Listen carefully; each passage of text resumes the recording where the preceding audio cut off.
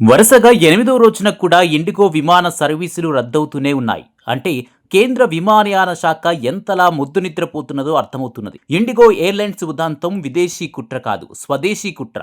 ద్రోహులు మన దేశంలోనే ఉన్నారు. అలసత్వంతో కానరిల్లుతున్న వ్యక్తులు ప్రభుత్వాన్ని నడుపుతున్నారు. తప్పు మన దగ్గర పెట్టుకొని సమర్థించుకోవడానికి ఎలాంటి ప్రయత్నం చేసినా అది సఫలం అవ్వదు. డిసెంబర్ 2న మొదలైన ఇండిగో విమాన సర్వీసుల రద్దు ప్రహసనం డిసెంబర్ 9 వరకు కొనసాగుతూనే ఉంది. వేల మంది ప్రయాణికులు ఎయిర్పోర్ట్లలో సమాధానం చెప్పేవారు లేక తమ లగేజీ కోసం గంటల తరబడి వేచి చూడాల్సి వచ్చింది.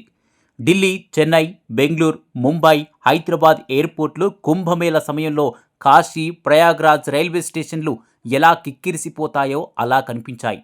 ఇంటర్వ్యూలకు వెళ్లేవాళ్ళు, బిజినెస్ పని మీద వెళ్లేవాళ్ళు, ముఖ్యమైన ఆపరేషన్ కోసం హాస్పిటల్స్కి వెళ్లేవాళ్ళు, పెళ్ళైన కొత్త దంపతులు రిసెప్షన్ కోసం వేరే నగరాలకు వెళ్లాల్సిన వాళ్ళు, ఇలా వివిధ రంగాల వాళ్ళు ఇండిగో సర్వీసెస్ రద్దవడంతో ఇబ్బందులు పడ్డారు. వాతావరణం అనుకూలించకపోవడం వల్ల విమాన సర్వీసులు రద్దు అవ్వటం సహజం.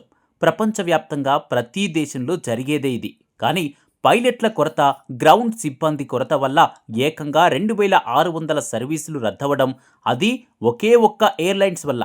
ఇలా జరగడం భారతదేశ విమానయాన రంగంలో ఇదే మొదటిసారి. ఈనాటి సంక్షోభానికి కారకులెవరు? ఇండిగో ఎయిర్లైన్స్, భారత విమానయాన మంత్రిత్వ శాఖ, director general of civil aviation సంయుక్తంగా బాధ్యత వహించాలి. ఇండిగో ఎయిర్లైన్స్ వ్యవస్థాపకుడు అయిన రాహుల్ భాటియా బలుపు వల్లే.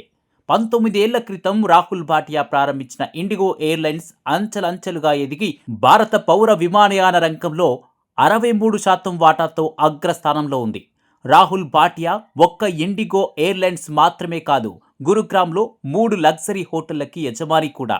ఇండిగో ఎయిర్లైన్స్ ఒల్లుబలుపు ఎంతలా ఉందంటే నవంబర్ 1 కల్లా కొత్త రూల్స్ని పాటించడానికి ఏవేవి అవసరమవుతాయో అన్నీ సిద్ధం చేసుకొని డీజీసీఏకి తెలియచేయాలి. కానీ ఇండిగో ఆ పని చేయలేదు. విచిత్రం ఏంటంటే డిసెంబర్ 2న ఫ్లైట్స్ రద్దు చేయడానికి ముందు, అంటే నవంబర్ 30న CAR 24 నిబంధనల విషయంలో సందేహాలు ఉన్నాయని డీజీసీఏ ఆఫీసును సంప్రదించింది. పోనీ అప్పుడన్నా తమకి ఇబ్బందులు ఉన్నాయని డీజీసీఏకి తెలిపిందా అంటే అదీ లేదు. డీజీసీఏ ఇండిగో అడిగిన అన్ని సందేహాలకు సమాధానాలిచ్చింది. ఇండిగో రాహుల్ భాటియా తెలిసి కుట్ర చేశాడా?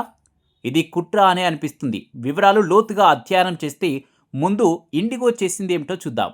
ఇండిగోకి ఇప్పుడున్న 4500 ఫ్లైట్స్కి అదనంగా మరో 150 మంది క్యాప్టెన్స్, ఫస్ట్ ఆఫీసర్స్ని రిక్రూట్ చేసుకోవాల్సి ఉంటుంది కొత్త రూల్స్ ప్రకారం. ఎందుకంటే ఒక పైలట్ ఒక విమానం నడిపే పని గంటలు తగ్గాయి, మరియు విశ్రాంతి ఇచ్చే సమయం పెరిగింది.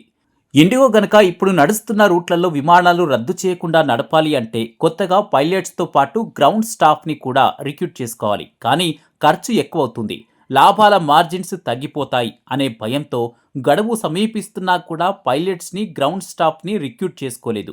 దేశీయ విమానయాన రంగంలో 63% వాటా ఉన్న ఇండిగో మీద కొత్త రూల్స్ని అమలు చేయమని ఒత్తిడి తెస్తే ఏమవుతుందో చూడండి అని కేంద్ర ప్రభుత్వానికి సవాల్ విసిరింది ఇండిగో.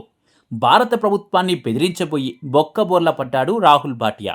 వారం రోజుల నుండి సగం విమానాలు వివిధ ఎయిర్పోర్ట్లలో పార్కింగ్లో ఉన్నాయి. మరి వాటి ఫీజులు కూడా కోట్లలోనే ఉంటాయి. ఇండిగో డిసెంబర్ 2కు ముందు ఉన్న విశ్వాసాన్ని కోల్పోయింది. తిరిగి పూర్వ వైభవం పొందడం కష్టం.